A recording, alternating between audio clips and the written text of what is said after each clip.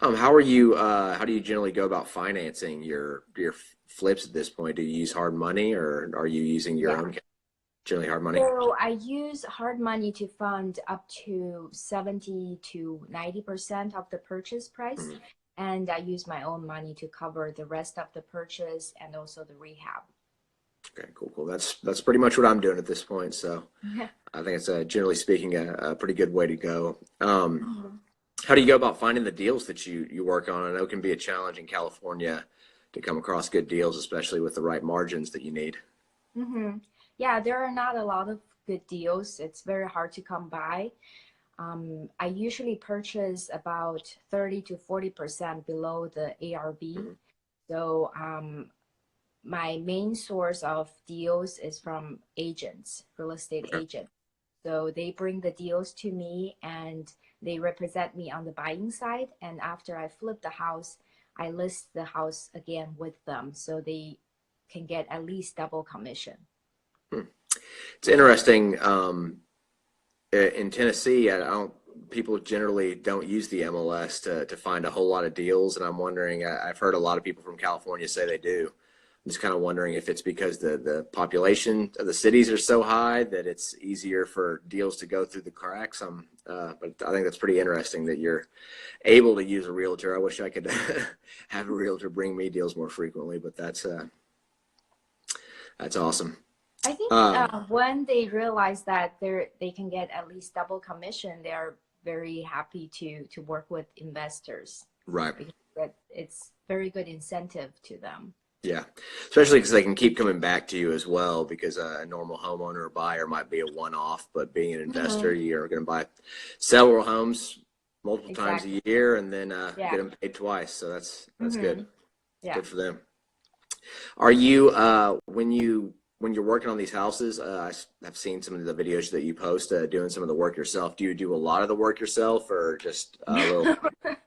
I usually just do I try to learn a little bit about the trades so I understand how much time it's taking to do certain part of the work.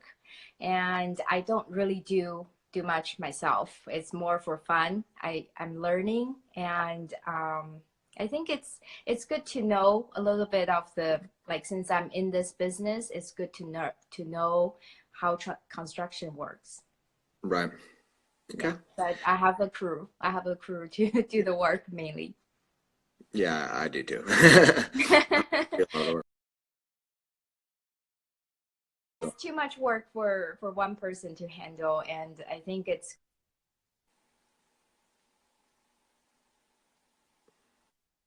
call. Right. So I think it's good to have professionals to do the work because they can do the work much more efficiently, and it saves you money. Right, for sure. And you can do more jobs at once. Mhm. Exactly. Do you see yourself starting to buy and hold more in the future? Maybe the market settles down, or where would you kind of like to Yeah. take things?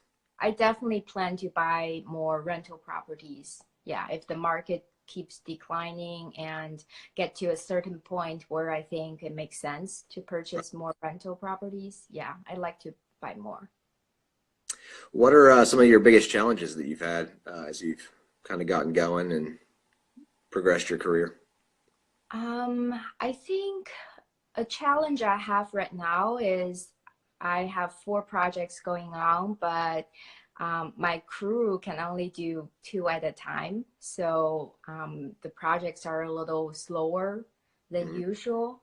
And I should probably look for more contractors to Yeah, work with so that I can work on more projects at once.